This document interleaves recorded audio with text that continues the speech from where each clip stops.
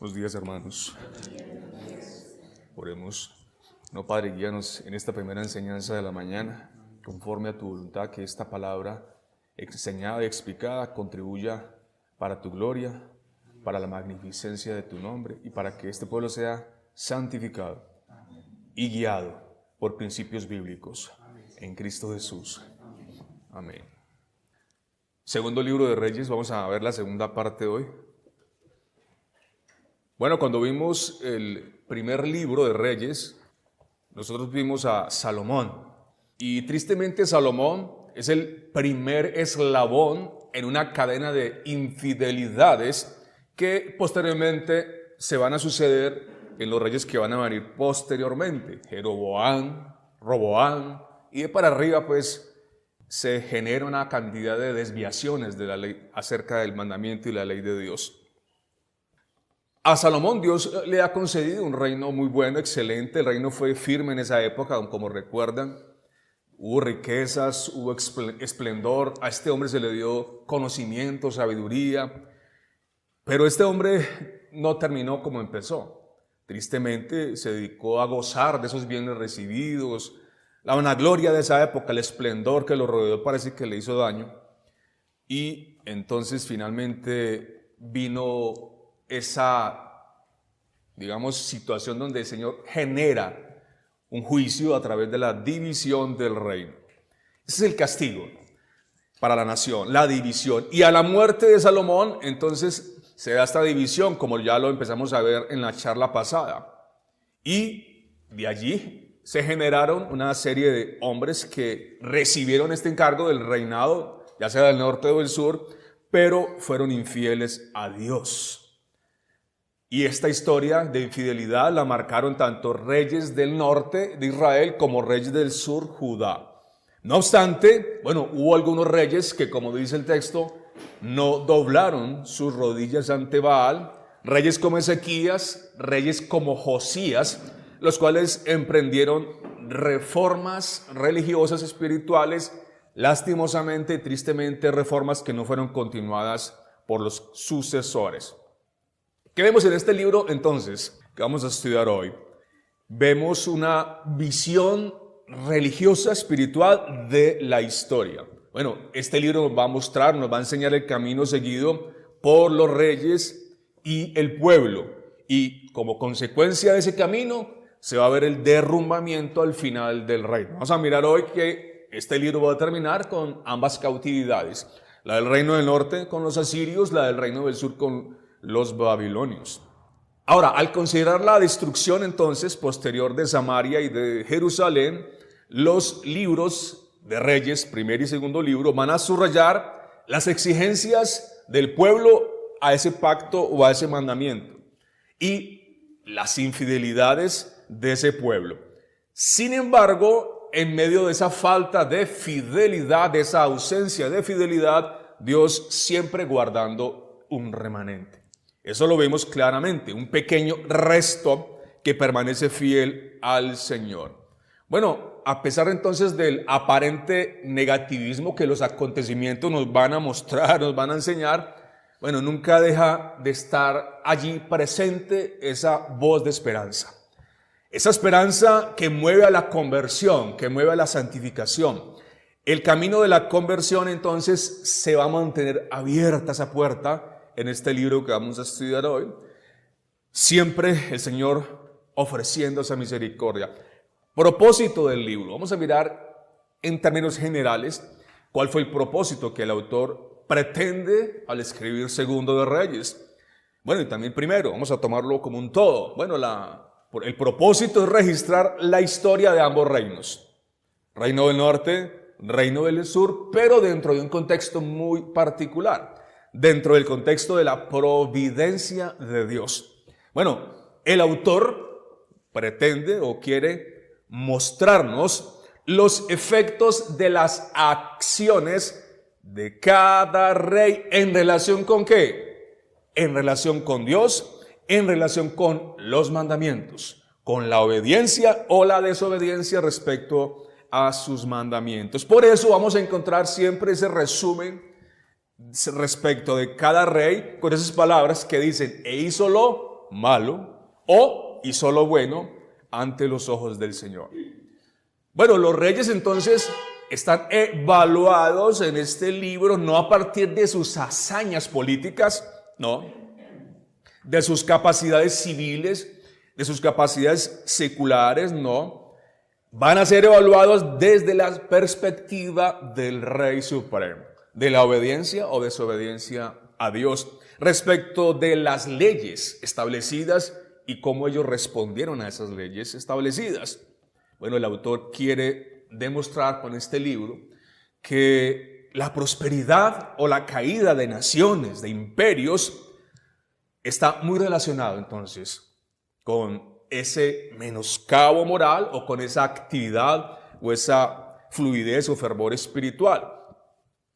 Vamos a mirar entonces que el autor deja claro que los sufrimientos del pueblo, las aflicciones del pueblo van a ser consecuencia de sus actos. Es un juicio de Dios por la rebeldía, por la desobediencia de los líderes y del pueblo. Vamos a mirar algunos énfasis aquí en Segundo de Reyes. Inicialmente un énfasis que es muy claro, que es muy fuerte, es el énfasis profético. El énfasis profético. En el 17:13 ustedes encuentran estas palabras: Jehová advertía a Israel y a Judá por medio de todos los profetas y de todos los videntes, diciendo: volveos de vuestros malos caminos y guardad mis mandamientos y mis estatutos, conforme a toda la ley que mandé a vuestros padres y que os envié por medio de mis siervos los profetas. Bueno, respecto de los profetas, en los dos libros de este Reyes encontramos relatos extensos de Elías, de Eliseo, de Isaías. ¿Y qué hicieron esos profetas? Bueno, ellos pregonaron sobre la necesidad de recordar los mandamientos de Dios, de someterse a sus mandamientos. Le recordaron y le anunciaron una y otra vez al pueblo la necesidad del arrepentimiento para evitar la destrucción. Desgraciadamente, infortunadamente, las palabras de estos profetas cayeron en oídos sordos en la mayoría de los casos. Y esto obviamente trajo consecuencias: el deterioro moral de la nación, el deterioro espiritual y como consecuencia de eso, el juicio de Dios en forma de cautividad. La cautividad del norte, como lo veremos, por los asirios, y la cautividad del sur, como lo veremos, por los babilonios. Bueno, el carácter teológico de esta historia se hace particularmente evidente entonces por la intervención de estos profetas. Estos profetas van a señalar el curso de acción, van a mostrar el sentido de los acontecimientos, van a pronunciar vaticinios que van a encontrar su cumplimiento con el paso del tiempo. Vamos a encontrar nosotros en esta parte de los profetas un esquema de profecía, cumplimiento. Cada palabra que Eliseo dijo, que Elías dijo, cada palabra era palabra de Dios y se cumplió en su debido momento. Así que este esquema, profecía, cumplimiento, se va a encontrar más o menos 45 veces a lo largo de los dos libros de Reyes. Bueno, y en esta forma de presentar la historia, subyace la certeza de que la palabra de Dios pronunciada por los profetas se cumple. Esa palabra guía, esa palabra dirige toda la actividad divina dentro de este reino de Israel. Un segundo énfasis que vamos a encontrar aquí es la condenación de las religiones falsas. Recordemos entonces, ya Salomón introdujo la idolatría que fue continuada y aumentada por algunos reyes posteriores. Y este tema fue obviamente atacado por los profetas, fue condenado por Dios. Y ese es un tema que subyace también en la historia. Bueno, y hay referencias que vamos a ver de reyes que no destruyeron los lugares altos donde se idolatraba a los dioses paganos. Varios de los reyes montaron batallas en contra de la idolatría, eso sí, muy pocos, pero otros simplemente aceptaron coexistir con estos ídolos. Un ejemplo aquí que resalta mucho de estos reyes impíos es Manasés. Manasés volvió a edificar los lugares altos que su padre Ezequías había destruido. Y, por ejemplo, este hombre llegó al nivel de sacrificar a su propio hijo en esos altares donde se quemaban seres humanos. Practicó la magia, la adivinación y el espiritismo. Eso está en el 21:6. Bueno, un tercer énfasis que vamos a encontrar en este libro es la reforma, las reformas religiosas de la nación. Bueno, muchos creen que este libro fue escrito en la época de Josías. Recordarán ustedes que Josías es famoso aquí en este libro porque él descubre la ley y cuando sacan el rollo, entonces se inician cambios, se inician reformas, se hicieron reparaciones en el templo, por ejemplo. Al leer este libro, el libro que encontraron que fue el de Deuteronomio, entonces surgió un movimiento para reformar las prácticas religiosas en Judá, en el Reino del Sur. Bueno, se puso énfasis en la necesidad entonces de concentrar la adoración en un solo lugar. Este lugar tiene que ser Jerusalén, tiene que ser el templo en Jerusalén. Y el autor hace hincapié en que el concepto de la retribución divina por los pecados del pueblo o la prosperidad también del pueblo por la obediencia, todo eso viene de la mano del Señor y como respuesta a esa obediencia o esa desobediencia. Y un cuarto énfasis que podemos mirar de este libro es su pertinencia, su importancia para nosotros hoy. ¿Qué podría enseñarnos dentro de un panorama general este libro? Bueno, que Dios condena el pecado. Este libro es claro, el énfasis en condenar el pecado de su pueblo. Y bueno, presenta este libro una evaluación del reinado de cada rey, comentando lo bueno y lo malo que hicieron. Necesitamos entonces, como Josías, iniciar reformas espirituales. Como Josías, tener un reencuentro con la palabra de Dios para que esa palabra comience a orar en nosotros y se inicien reformas en nuestros hogares, nuestras vidas personales. Hoy, así como en esa época, hay una crisis que se evidencia con una liviandad respecto al pecado. Igual que esa época, hoy se acepta el pecado como algo natural, algo sin significancia o peso especial en nuestros días. Así que nos va a dar una enseñanza claramente respecto a ese tema. El libro presenta una verdad que hoy está vigente y hasta el final de los tiempos. Dios está dispuesto a perdonar a aquellos que se arrepienten. Vamos a mirar entonces algunas ideas teológicas a través de los personajes y de una vez vamos haciendo como una especie de panorama también histórico en la medida que vemos las ideas o las enseñanzas de cada historia. Muy resumidas, por supuesto. El segundo libro de Reyes, que el que estamos tratando hoy, va a comenzar con Eliseo. Eliseo va a estar aquí, más o menos unos 6 capítulos, va a ser amplio el desarrollo que se va a hacer de este profeta. Y comencemos a ver, descubriendo qué nos enseña Eliseo y su historia. Bueno, recordarán que Elías fue arrebatado, él no vio muerte, pero él debe dejar un sucesor. Y él designa a Eliseo. Y lo vimos en la charla pasada, Eliseo es uno donde se cumple esa premisa. Ninguno que toma el arado y mira hacia atrás es apto para el reino de Dios. Bueno, este hombre obedece, este hombre no mira atrás. Este hombre ustedes van a encontrar que quemó esa madera con la que trabajaba, sacrificó los bueyes, listo. E inmediatamente estuvo dispuesto a asumir la responsabilidad de su ministerio. ¿Qué nos enseña Eliseo?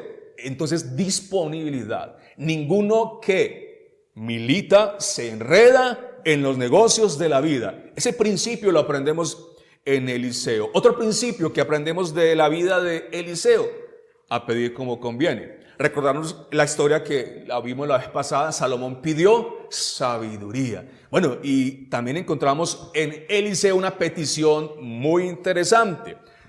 Te ruego que una doble porción de tu espíritu, hablando del espíritu de Elías, una doble porción de tu espíritu sea sobre mí.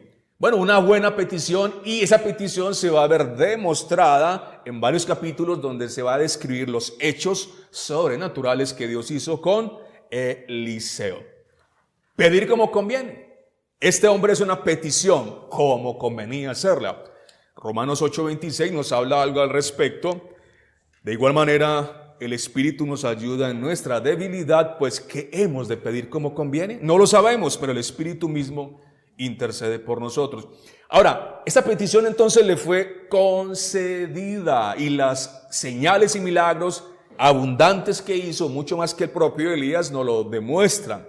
Ahora, Eliseo, con esta actividad sobrenatural, nos va a mostrar o a anticipar lo que vendría posteriormente cuando el Señor vendría y tomaría forma humana. La actividad también de los propios apóstoles, cuando hicieron esas demostraciones milagrosas. Unas señales que evidentemente no están aquí para que simplemente nos maravillemos o para especular sobre aspectos varios, no. Son señales para confirmar la autenticidad de los hombres de Dios, la autenticidad de los profetas. El Señor dijo en Juan 10:37 al 38, si no hago las obras de mi Padre, no me creáis, mas si las hago, aunque no me creáis a mí, creed a las obras. Las obras entonces milagrosas eran el sello de autenticación, de certificación de la autenticidad, valga la redundancia, de sus ministerios proféticos o apostólicos. Miremos un derrotero así rápido de las señales de Eliseo, y si usted puede encontrar allí una aplicación a cada señal, pues que el Espíritu Santo le guíe. Primera señal, la purificación del manantial de Jericó. Ese manantial estaba contaminado, potencialmente mortal. ¿Qué hace Eliseo? Con sal, riega sal allí a ese manantial y purifica estas aguas. El mejor purificador de toda la historia.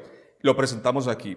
Segundo, hay otro evento importantísimo, interesantísimo, la falta de respeto de unos muchachos frente al profeta. Recuerden lo que le dijeron, ¿no?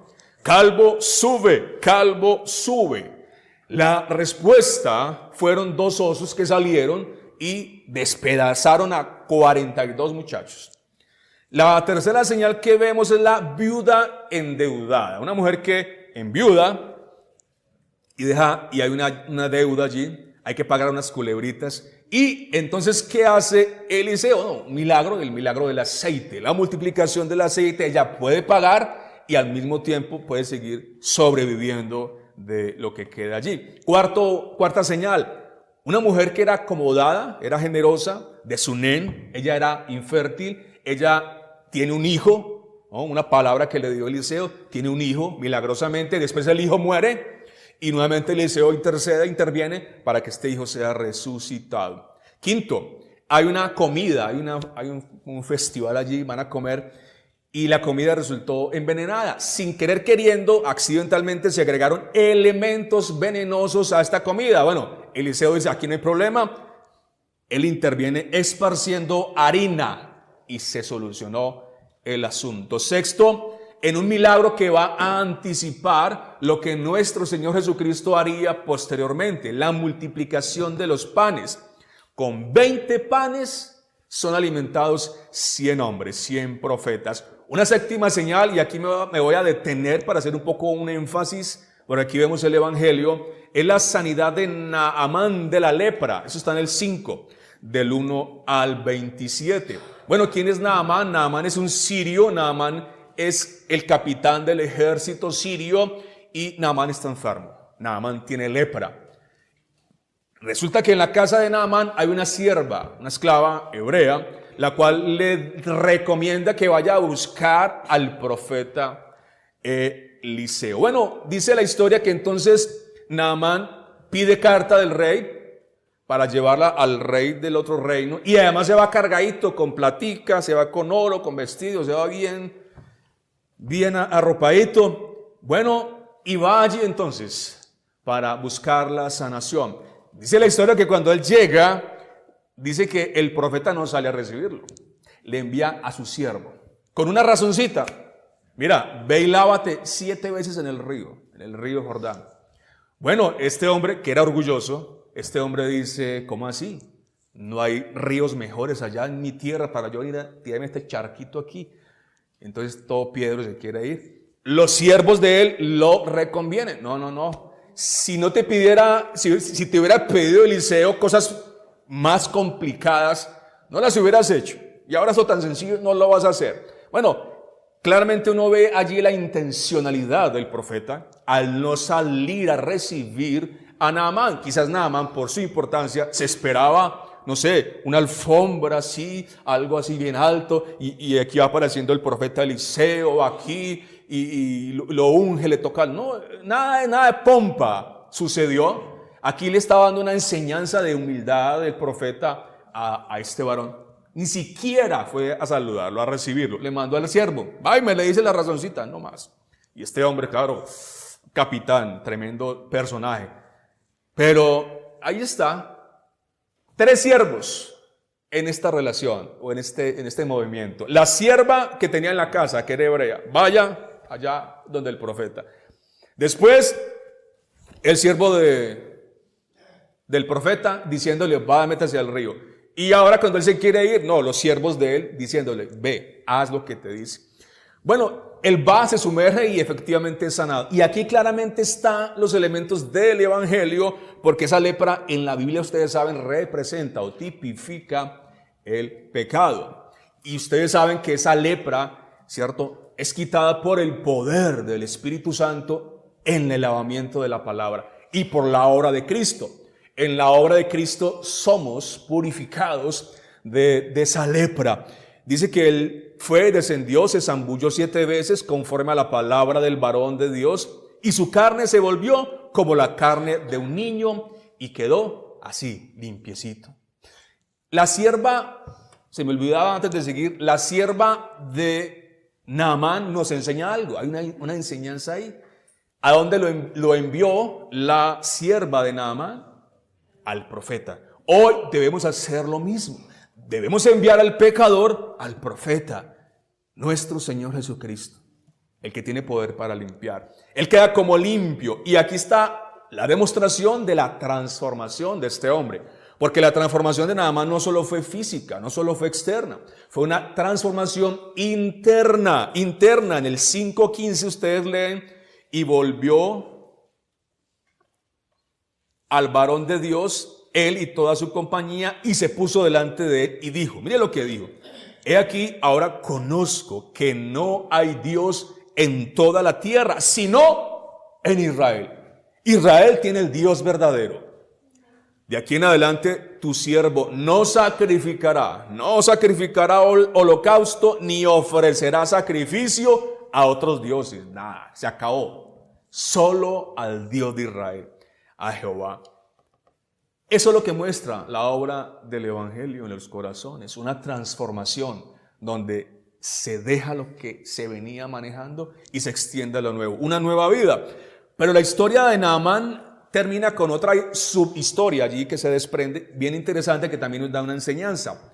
Hay un siervo que es Jesse, bueno, Jesse. Dice que la lepra se le pegó a este hombre. ¿Por qué? Bueno, ustedes recordarán que el profeta Eliseo rechazó esa ofrendita que le llevaba, ¿no? Oro, plata, eso era harto. Y vestido, la rechazó. Pero el siervo estaba ahí, no, esto no se puede dejar ir. Entonces ahí a escondiditas fue, habló con Naamán, venga hermano, ahí está, vestiditos, listo. Antes Naamán le dio el doble de lo que había pedido. Bueno, esto obviamente no se le podía encubrir al profeta. El profeta es el profeta de Dios, el Dios le muestra todo esto y la escena es esta. Por tanto, la lepra de Naamán se te pegará a ti y a tu descendencia para siempre. Y salió delante de él leproso, blanco como la nieve. Bueno, yo aquí encuentro la condenación. En el infierno, en la condenación, el pecado nunca deja de ser. La lepra del pecado se pega a los que no han venido a Cristo y permanece para siempre. Seguimos con los milagros. Un 8º milagro fue la recuperación del hacha prestada, un hacha que flotó. 9º milagro, la protección de los israelitas. Mire que el papel que juega este profeta Eliseo en la protección de la nación. Los planes de los enemigos los sabía por medio del Espíritu Santo el profeta, y el profeta iba y se lo comunicaba al propio rey de la nación. Entonces, mire lo que dice el 6:12. El profeta declara al rey de Israel las palabras que tú hablas en tu cámara más secreta. Un décimo milagro que está conectado con la historia del profeta Eliseo, y también aquí hacemos un pequeño énfasis porque también hay elementos del evangelio, fue la hambruna causada en el sitio de Samaria. Ustedes recordarán esa historia muy claro. Una forma de asfixiar y de exterminar un pueblo era no permitiendo que salieran, haciéndoles un cerco. Y bueno, estamos allí, un problema en Samaria, no hay alimento. Las mujeres están matando a sus hijos, los están haciendo sancochito con los hijos. Entonces, es terrible la situación. Pero hay una historia de dos leprosos, creo, o cuatro, no me acuerdo cuántos eran. Unos leprosos que están allí sin saber qué hacer. Si vamos para Samaria, ahí hay hambre. Si vamos para donde los sirios, nos matan. Bueno, vámonos para allá a ver, igual hay comidita, a ver qué pasa. Cuando llegan, encuentran el campamento desocupado de hombres, mas no de los bienes, de la alimentación. El Señor los había hecho huir. Y estos hombres entonces encuentran allí la salvación, viven. Y mire lo que dice Segundo de Reyes 7:9. Cuando ellos están allí en este banquete, guardando por allí joyitas, oro y todo eso, se dicen el uno al otro, no estamos haciendo bien. Hoy es día de buena nueva. Ahí está la palabra evangelio, buena nueva. Hoy es día de buena nueva. Y nosotros callamos.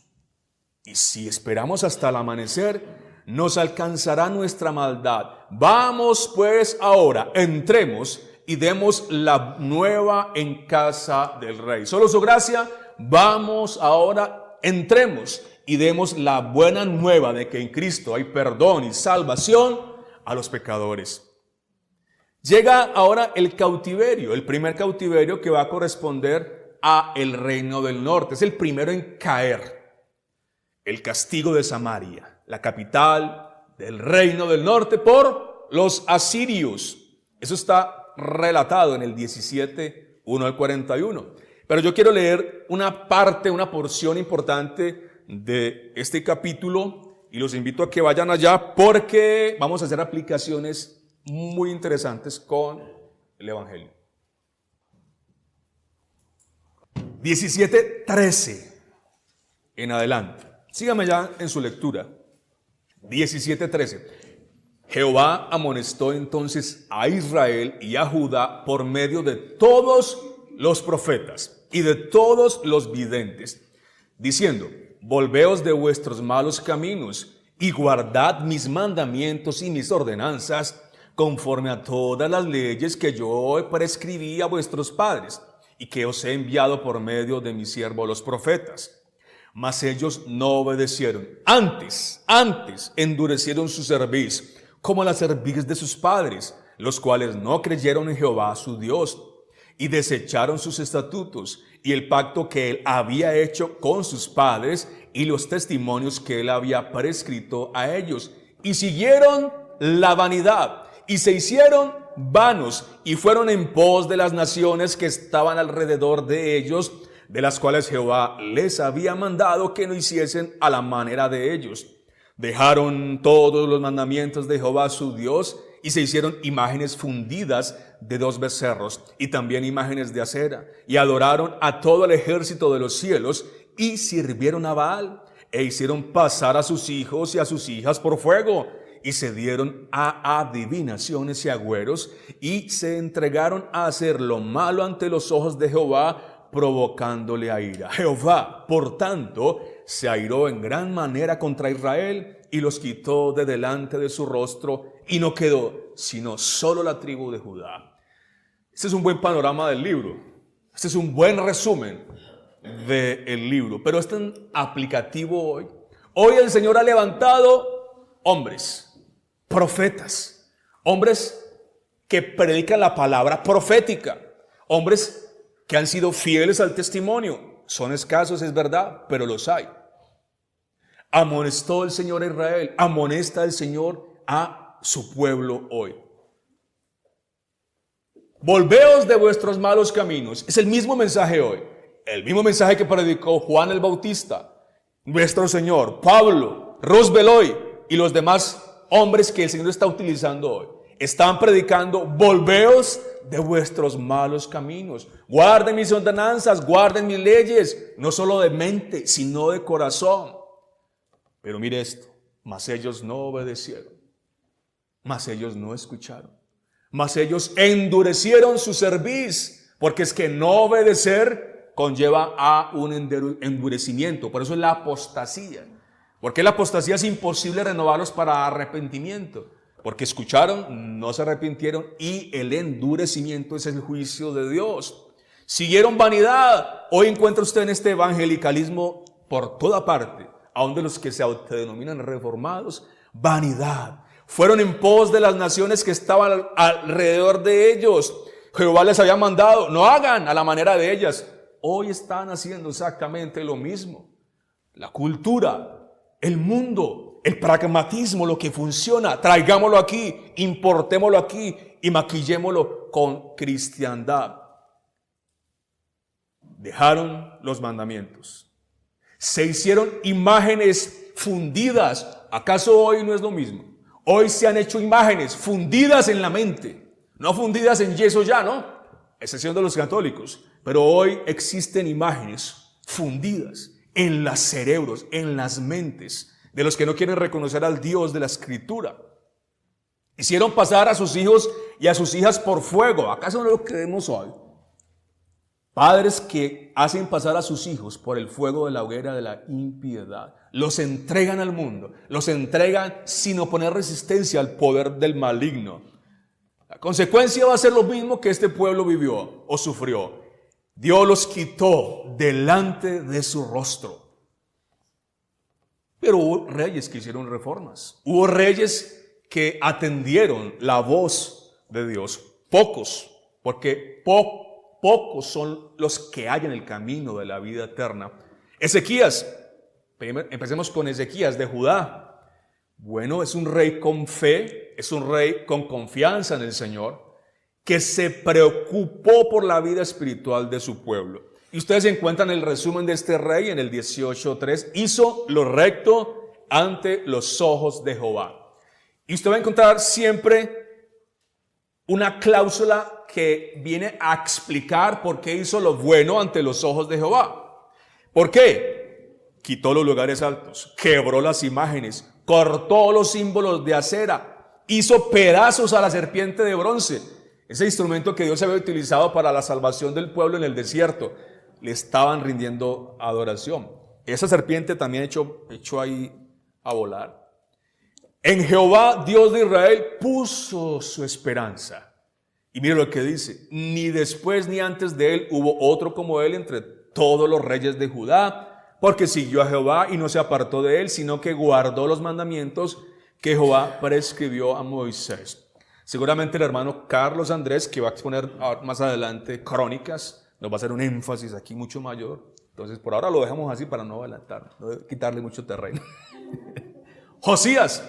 Creo que Josías es el rey más importante en esta época. Fue el último rey reformador. Primero, importantísimo, y hay una aplicación clara ahí, el libro de la ley. Recuerden, el libro estaba por allá empolvado, en unas remodelaciones, porque recuerden que él estaba remodelando el templo. Encontraron el rollo, encontró la palabra y se inició la reforma. ¿Se acuerdan de Lutero, no? Se encontró con la palabra, Romanos 1, 16 y 17, y se inició una reforma, primero en su corazón. Y una reforma, claro, ya había una prerreforma, pero en Lutero se intensifica. Entonces, ese encuentro con la palabra de Dios genera reformas, genera cambios. Yo quiero invitarle a que examinen estos días cuál es su relación hoy con la palabra. Quizás el rollo está por allá escondido, está en polvo, está por allá con telarañas porque tú descuidaste la palabra. O quizás está siendo muy superficial. Bueno, mira cuál es tu relación con la palabra hoy y haz lo que hizo Josías. Abre el libro y métete en el libro. ¿Qué pasa cuando él halló el libro? Él rasgó sus vestidos. En el 22:13, mire lo que dice: id y preguntad a Jehová por mí y por el pueblo y por todo Judá acerca de las palabras de este libro que se ha hallado. Porque grande es la ira de Jehová que se ha encendido contra nosotros, por cuanto nuestros padres no escucharon las palabras de este libro para hacer conforme a todo lo que fue escrito en el libro. Bueno, por sus acciones, por las determinaciones que tomó este rey, Dios tuvo misericordia de este rey y la extendió también al pueblo. Mire lo que le dice en el 22:19: por cuanto oíste la palabra del libro y tu corazón se enterneció y te humillaste delante de Jehová, una acción que produce la contemplación de la gloria de Dios en las Escrituras. El corazón se enternece y produce que nos humillemos delante del Señor. Por cuanto esto hiciste, cuanto oíste lo que yo he pronunciado contra este lugar y contra sus moradores, que vendrán a ser asolados y malditos, y rasgaste tus vestidos y lloraste en mi presencia, también yo te he dicho, dice Jehová. Por tanto, he aquí yo te recogeré con tus padres y serás llevado a tu sepulcro en paz, y no verán tus ojos todo el mal que yo traigo sobre este lugar. Las reformas, porque las reformas de él fueron concretas, se pueden describir. Una primera reforma fue la Pascua. La Pascua impresionantemente no se celebraba desde la época de los jueces. Y en el 23:21 dice, el rey mandó decir: haced la Pascua a Jehová vuestro Dios, conforme a lo que está escrito en el libro de este pacto. Y hoy el pueblo de Dios también recuerda, mediante la cena del Señor, que es la transformación de la Pascua para la iglesia hoy, lo hace en remembranza, en recordación de la obra de Dios en Cristo. Como parte de sus reformas, por supuesto, la idolatría. Combatió la idolatría profundamente, destruyó a los ídolos, pero fue más allá también. Destruyó a los falsos profetas. Hizo lo que Elías con los 400 de Baal. Barrió a los encantadores, a los adivinos. Barrió con todas las abominaciones que se veían en la tierra de Judá y en Jerusalén. Que esto hicieran hoy muchos que se autodenominan profetas. Que esto hicieran hoy muchos que se autodenominan disque apóstoles, pastores y maestros. Debemos seguir limpiando la casa.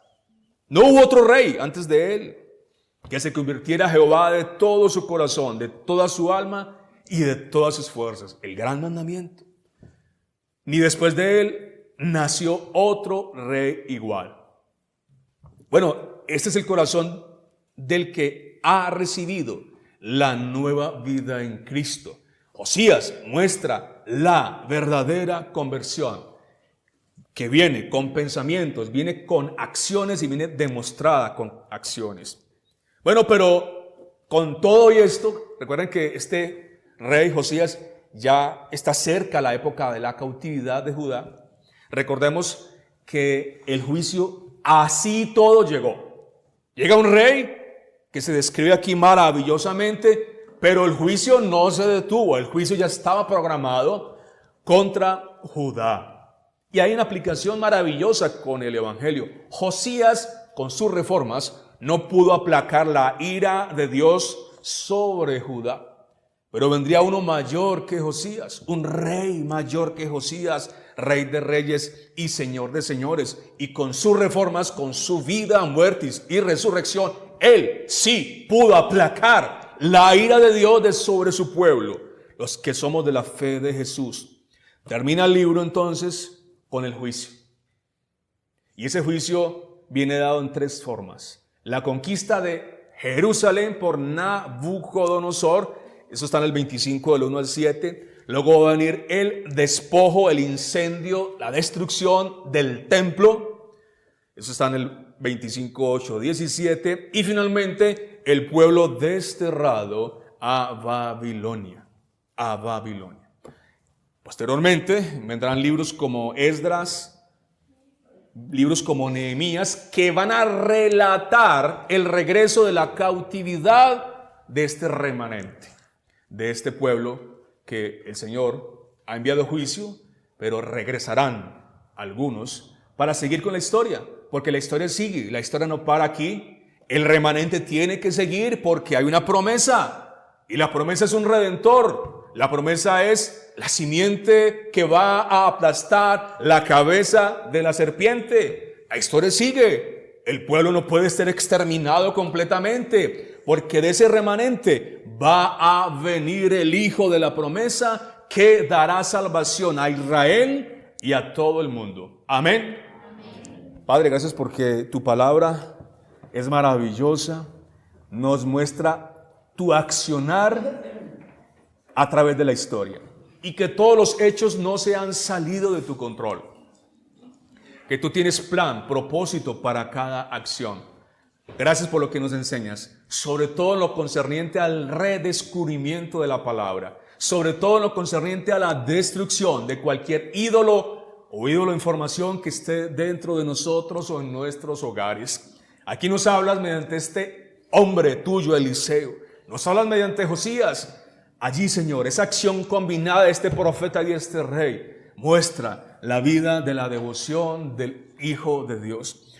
Ayúdanos, pues, Señor, a hacer reformas. Ayúdanos a iniciarlas cuanto antes en nuestras vidas. Señor, reconocemos delante de ti nuestra lentitud para iniciar esas reformas.